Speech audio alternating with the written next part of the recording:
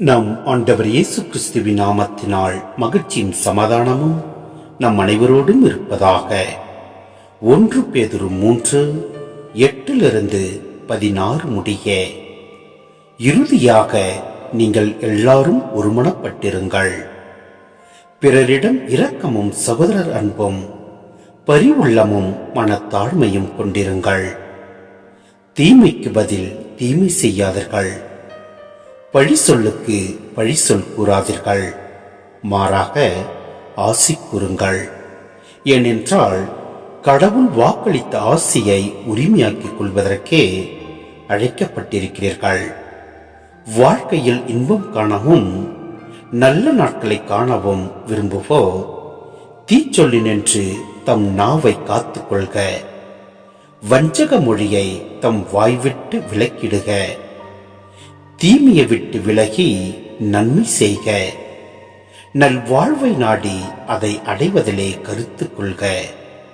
ஏனெனில் ஆண்டவரின் கண்கள் நேர்மையானவர்களை நோக்குகின்றன. அவர் செவிகள் அவர்களது மன்றாட்டை கேட்கின்றன. ஆண்டவரின் முகமோ தீமை செய்வோருக்கு எதிராக இருக்கின்றது.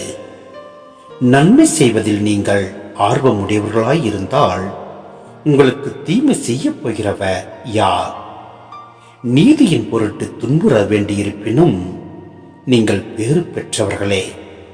யாருக்கும் நீங்கள் அஞ்சி நடுங்கவோ மனம் கலங்கவோ வேண்டாம்.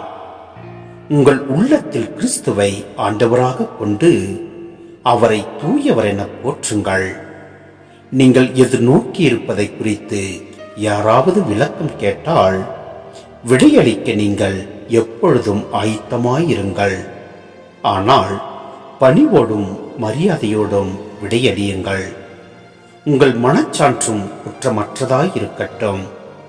அப்பொழுது உங்கள் கிறிஸ்துவ நன்னடத்தையை பழிக்கிறவர்கள் உங்களை இழிவாக பேசியதை குறித்து வெட்கப்படுவார்கள்.